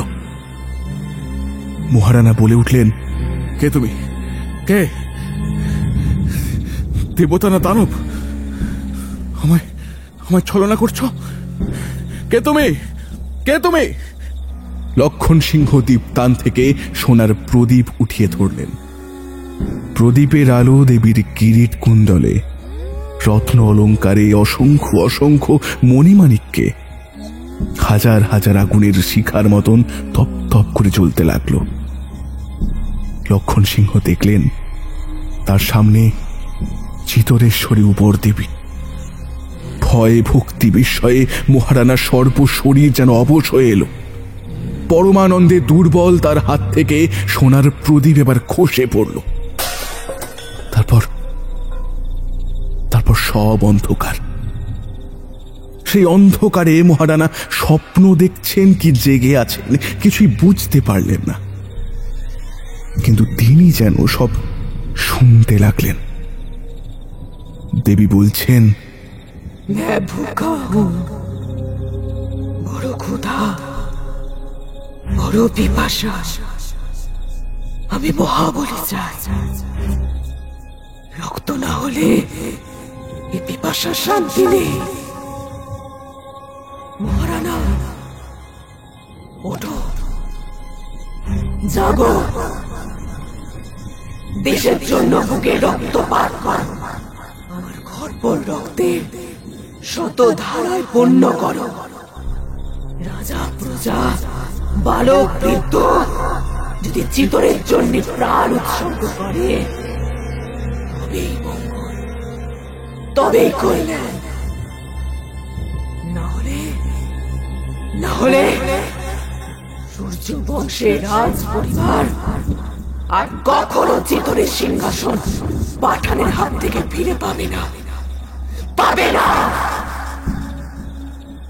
কখনো পাবে না, কখনো না। পর্বতে গুহায় প্রতিধ্বনি যেমন ঘুরতে থাকে, তেমনি প্রকাণ্ড ঘরে দেবীর শেষ কথা অনেকক্ষণ ধরে গম গম করতে লাগলো। রাত্রি শেষ হয়ে গেল। উষাকালে সোনার আলো আর শীতল বাতাসের মাঝখানে চিতরেশ্বরী কোথায় যেন অন্তর্ধান করলেন। অনেক দূরে পার্বতী মন্দিরে নহবতের সুরে ভৈরবী রাগিনীতে মহাদেবীর স্তুতি গান বাজতে লাগল। প্রত্যুষে রাজদরবারে মহারানা লক্ষণ সিংহ যখন রাত্রের ঘটনা আর দেবীর আদেশ সকলের সম্মুখে প্রকাশ করলেন, তখন সকলে বিস্মিত হল বটে, কিন্তু অনেকেই সে কথা বিশ্বাস করলেন। কিন্তু যাদের হৃদয়ে বিশ্বাস অটল, ভক্তি অচলা ছিল, যারা চিতরের জন্য প্রাণ দিতে প্রস্তুত, তারা যেন উৎসাহে উন্মত্ত হয়ে উঠল। আর যাদের প্রাণ নিরুৎসাহ, মন দুর্বল, যারা পাঠানের সঙ্গে সন্ধি হলে সুখে স্বাচ্ছন্দ্যের দিন কাটাবে ভেবেছিল, তারা যেন ম্রিয়মান হয়ে পড়ল। কিন্তু সেই রাত্রে মহারানার আদেশে মেবারের ছোট বড় সামন্ত সর্দারেরা যখন দেবীর নিজের মুখের আদেশ শোনার জন্য অন্তঃপুরের সেই ঘরে একত্র হলেন, যখন দ্বীপ্রহরের স্তব্ধ রাজপুরে হাজার হাজার রাজপুত বীরের চোখের সম্মুখে আবার সেই দেবী মূর্তি मैं भूखा हूं বলে প্রকাশ হলেন, তখন আর কারোর মনে কোনো সন্দেহ রইল না। সকলের মন থেকে সমস্ত অবিশ্বাস, সকল দুর্বলতা নিমেষের মধ্যে যেন দূর হয়ে গেল। আগুনের তেজে অন্ধকার যেমন দূর হয়ে যায়, সকলেই বীরত্বের নেশায় এবার উন্মত্ত হয়ে উঠল। কেবল রানা ভীম সিংহ যেন সেই দেবী মূর্তির ভিতরে পদ্মিনীকে দেখে মনে মনে তোলা পাড়া করতে লাগলেন। দেবী না পদ্মিনী, পদ্মিনী না দেবী, এ তো পদ্মিনী। তারপর মহাবলীর উচ্চক হল। মহারানা লক্ষণ সিংহ তার 12টি রাজপুত্রের মধ্যে সর্বপ্রধান সবচেয়ে বড় রাজকুমার যুবরাজ হরিসিংহের মাথায় চিতরের রাজমুকুট দিয়ে বললেন, হে ভাগ্যবান, দেবীর আদেশ শিরোধার্য করো, পাঠান যুদ্ধে অগ্রসর হও। আজ তুমি সমস্ত মেবারের মহারানা, এই সমস্ত সামন্ত সর্দার তোমারই প্রজা বলে জানবে। আজ থেকে তোমারই হাতে যুদ্ধের ভার, জয় হলে তোমার পুরস্কার, ইহলোকে চিতরের রাজ সিংহাসন, আর যুদ্ধে প্রাণ গেলে তার ফল পরলোকে মহাদেবীর অভয়চরণ। বৃদ্ধ রানা লক্ষণ সিংহ হরিসিংহকে সিংহাসন ছেড়ে দিয়ে নিচে দাঁড়ালেন। নতুন রানার মাথায় চিতরের কিরিট শোভা পেতে লাগলো। চারিদিকে রব উঠল।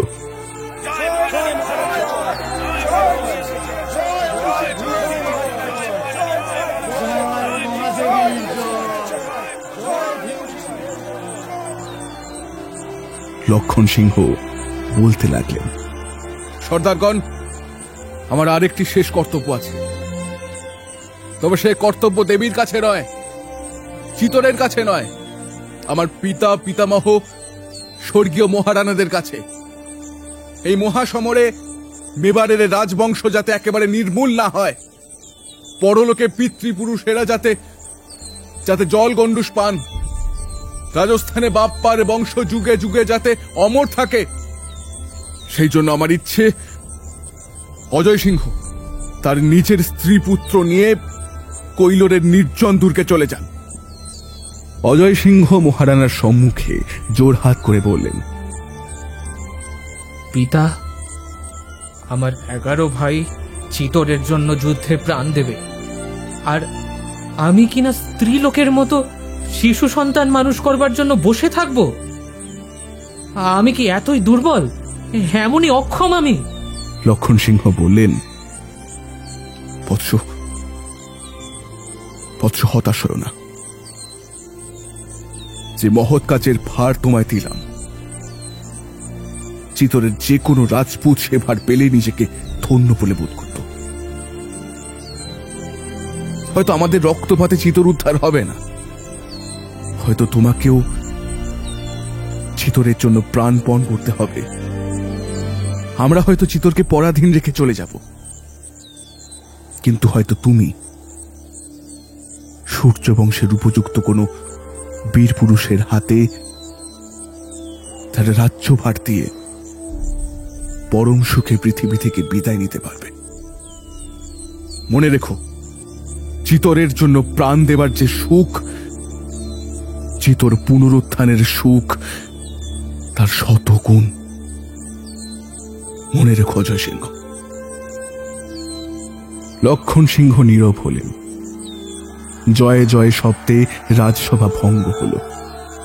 রাজসভা থেকে বিদায় নেবার সময় হরিসিংহ অজয় সিংহকে বলে গেলেন, চিতর ছেড়ে যাবার আগে আমার সঙ্গে দেখা করে যেও। যাত্রার সমস্ত আয়োজন শেষ করে অজয় সিংহ যখন বড় ভাইয়ের ঘরে গেলেন, তখন হরিসিংহ একখানি চিঠি শেষ করে ছোট ভাইয়ের দিকে ফিরে বললেন, ভাই, আজ আমাদের শেষ দেখা। কাল তুমি একদিকে, আমি একদিকে। এই শেষ দিনে তোমায় একটা কাজের ভার দিচ্ছি। হরিসিংহ চামড়ায় মোড়া একটা ছোট থলি আর সেই চিঠিখানি অজয় সিংহের হাতে দিয়ে বললেন, অজয়, এ দুটি যত্ন করে রেখো। যদি আমি যুদ্ধ থেকে ফিরে আসি তবে আবার চেয়ে নেব, নয়তো তুমি খুলে দেখো আমার শেষ ইচ্ছে কি। তারপর অজয় সিংহকে আলিঙ্গন করে হরিসিংহ বললেন, চলো ভাই, মায়ের কাছে বিদায় নি।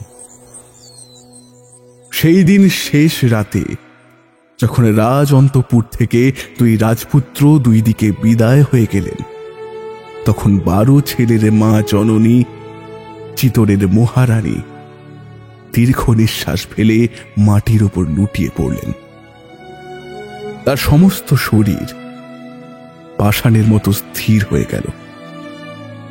কেবল সজল 2টি কাতর চোখ সেই দিকে এক দৃষ্টে চেয়ে রইল, যেদিক দিয়ে তার 2টি রাজকুমার চলে গেলেন। মহারানা বলতে লাগলেন, প্রিয়ে, স্থির হও, ধৈর্য ধরো, বুক বাঁধো। মহাকালের কঠোর বিধান নত শিরে শান্ত মনে বহন করো। তারপর রণ শব্দে রাজপুতের রণডঙ্কা দিক দিগন্ত কাঁপিয়ে বাজতে লাগলো। যুবরাজ হরিসিংহ যুদ্ধযাত্রা করলেন। সেই দিন থেকে 1 মাস কেটে গেল। পাঠানের বিরুদ্ধে রাজপুতের সমস্ত চেষ্টা ধীরে ধীরে ব্যর্থ হল। একের পর এক প্রায় 11 জন রাজকুমার যুদ্ধে প্রাণ দিলেন। আর আশা নেই, আর কোনো উপায় নেই।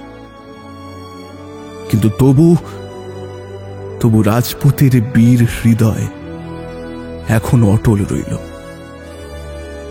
চিতোরের শেষ 2 বীর লক্ষণ সিংহ আর ভীম সিংহ এবার যুদ্ধের জন্য প্রস্তুত হতে লাগলেন।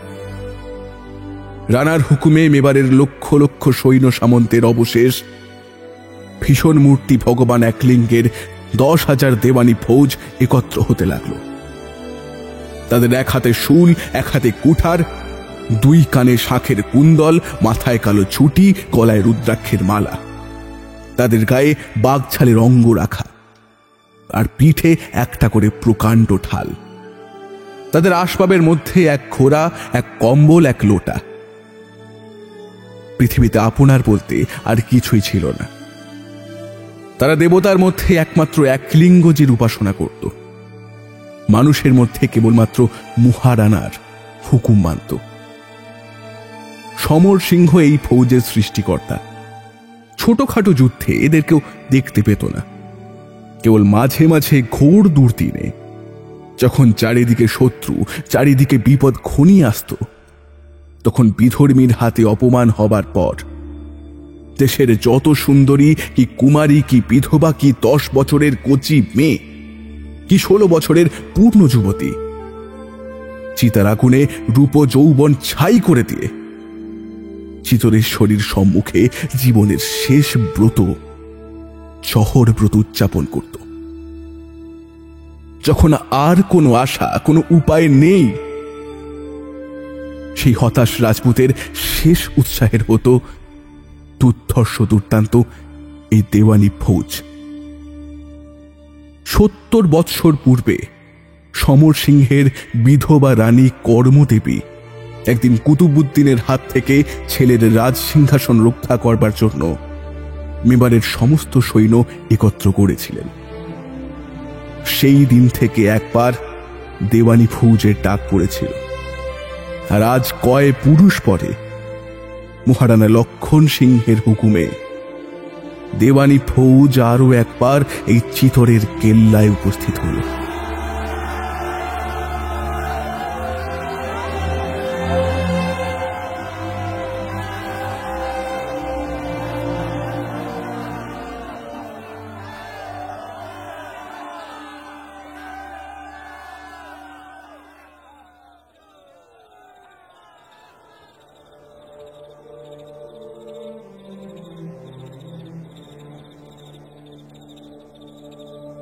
কালে রাত্রি, তিথি অমাবস্যা যখন জগৎ সংসার গ্রাস করেছিল, মাথার উপর থেকে চন্দ্র সূর্য যখন প্রায় লুপ্ত হয়েছিল, সেই সময় চিতোরের মহাশ্মশানের মধ্যস্থলে চিতোরেশ্বরীর মন্দিরে 12,000 রাজপুত সুন্দরীর শহর ব্রত আরম্ভ হল।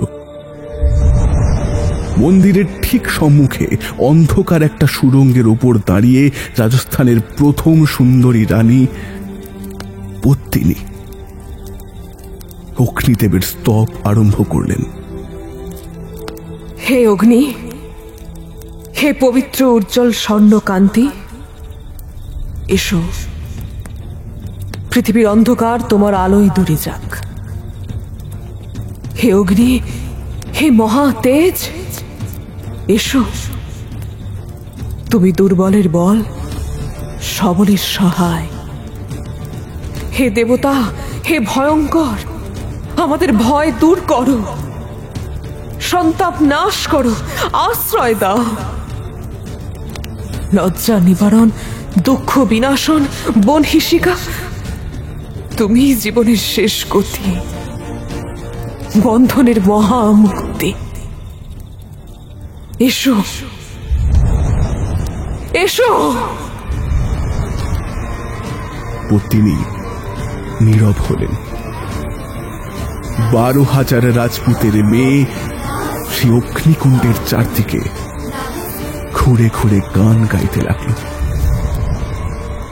হঠাৎ এক সময় মহা কল্লোল চারিদিকে পরিপূর্ণ করে হাজার হাজার আগুনের শিখা মহা আনন্দে সেই সুরঙ্গের মুখে ছুটে প্রচন্ড আলোয় রাত্রির অন্ধকার যেন টলমল করে উঠল। 12,000 রাজপুতিনীর সঙ্গে রানী পদ্মিনী অগ্নিকুণ্ডে ঝাঁপ দিলেন। চিতরের সমস্ত ঘরের সমস্ত সোনামুখ মিষ্টি কথা আর মধুর হাসি নিয়ে এক নিমেষে চিতার আগুন ছাই হয়ে গেল। সমস্ত রাজপুতের বুকের ভিতর হতে চিৎকার উঠল। আলাউদ্দিন নিজের শিবিরে শুয়ে সেই চিৎকার শুনতে পেলেন। তিনি তৎক্ষণাৎ সমস্ত সৈন্য প্রস্তুত রাখতে হুকুম পাঠালেন। পরদিন সূর্যোদয়ের সঙ্গে সঙ্গে চিতরের পাহাড় বেয়ে বর্ষাকালের স্রোতের মতন রাজপুত সেনা হরহর শব্দে দিক দিগন্ত কাঁপিয়ে ভয়ঙ্কর তেজে পাঠান সৈন্যর ওপর এসে পড়ল। আলাউদ্দিনের তাতার সৈন্য দেওয়ানি ফৌজের কুঠারের মুখে নিমেষের মধ্যে ছিন্ন ভিন্ন ছারখার হয়ে পলায়ন করলেন। আলাউদ্দিন নতুন নতুন সৈন্য এনে বারংবার রাজপুতদের বাধা দিতে গেলেন। স্রোতের মুখে বালির বাঁধের মতন তার সমস্ত চেষ্টা প্রতিবার বিফল হল। আলাউদ্দিন নিজে একজন সামান্য বীরপুরুষ ছিলেন না। এর চেয়ে ঢের কম সৈন্য নিয়ে তিনি মেবারের চেয়ে অনেক বড় বড় হিন্দু রাজত্ব অনায়াসে জয় করেছে। কিন্তু আজকের যুদ্ধে রাজপুতের বীরত্ব দেখে তাকে ভয় পেতে হল। 12 বার তিনি তার সৈন্য সাজিয়ে রাজপুতদের বাধা দিলেন, কিন্তু 12 বারই তাকে হটে আসতে হল। আলাউদ্দিন বেশ বুঝলেন এই যুদ্ধের সহজে শেষ নেই। একদিকে দিল্লির বাদশাহীর তখ্ত আর একদিকে চিতরের রাজসিংহাসন, কোনটা থাকে আর কোনটা যায়। তখন বেলা 3য় প্রহর। আলাউদ্দিন নিজের সমস্ত ফৌজ একেবারে এক সময় সেই 12,000 রাজপুত্রের দিকে চালাতে হুকুম দিলেন। নিমেষের মধ্যে পাঠান বাদশার লক্ষ লক্ষ হাতি ঘোড়া সেবাই শাস্ত্রী প্রলয়ের ঝড়ের মতন ধুলোয় ধুলোয় চারিদিক অন্ধকার করে দিন দিন শব্দে রাজপুতের দিকে ছুটে আসতে লাগলো।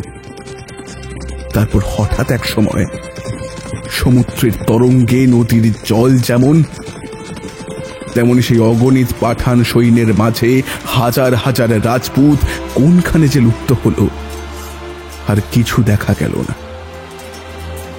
কেবল সূর্যাস্তের পূর্বে সেই যুদ্ধরত অসংখ্য সৈন্যের মাথার উপর সূর্যমূর্তি লেখা চিতরের রাজ পতাকা একবার মাত্র সন্ধ্যার আলোয় বিদ্যুতের মতন চমকে উঠল। আর তারপরেই শব্দ উঠল,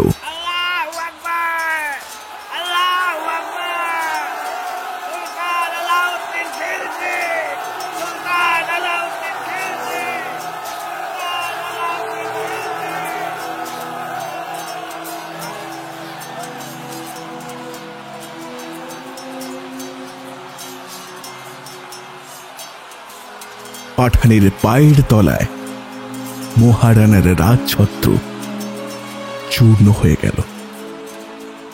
সূর্যদেব সমস্ত পৃথিবী অন্ধকার করে অস্ত গেলেন।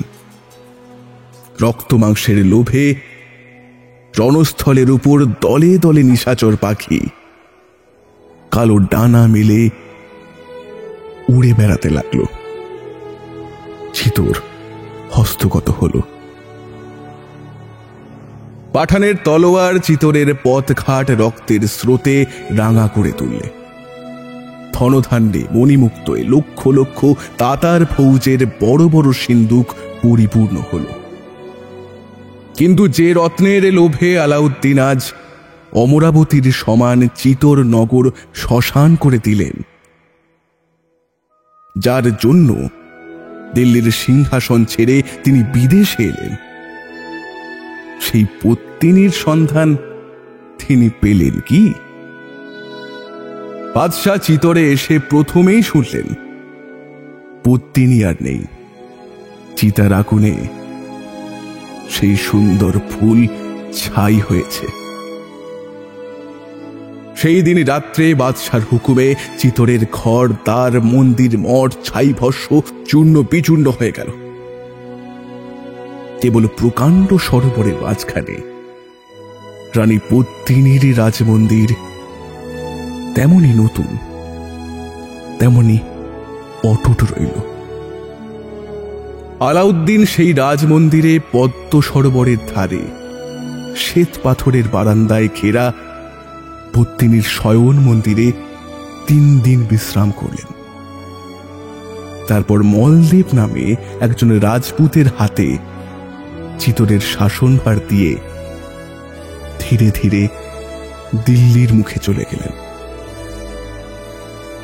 পাঠান বাদশার প্রবল প্রতাপ হিন্দুস্থানের একদিক থেকে আরেক দিকে বিস্তৃত হল।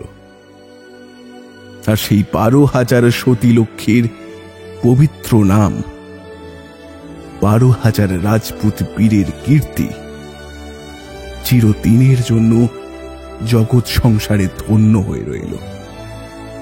আজও চিতরের মহাসতীর শ্মশানে পদ্মিনীর সেই চিতা কুণ্ড দেখা যায়। তার ভিতর মানুষ প্রবেশ করতে পারে না। শোনা যায় এক অজগর সাপ নাকি দিবারাত্র সেই গহ্বরের মুখে পাহারা দিচ্ছে বহুকাল ধরে।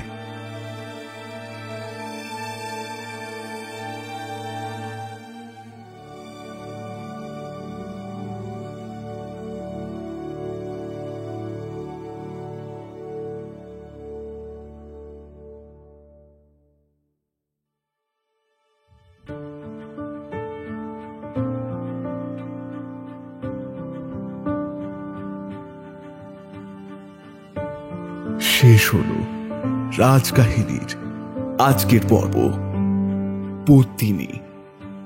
পরের পর্বগুলি শুনতে হলে আজই সাবস্ক্রাইব করুন আমাদের চ্যানেল দ্য ওয়ান্ডার ইন বুকশেলফকে এবং চোখ রাখুন আমাদের ইউটিউব চ্যানেলে। দেখা হচ্ছে খুব তাড়াতাড়ি পরের পর্বগুলি নিয়ে। শুনতে থাকুন দ্য ওয়ান্ডার ইন বুকশেলফ।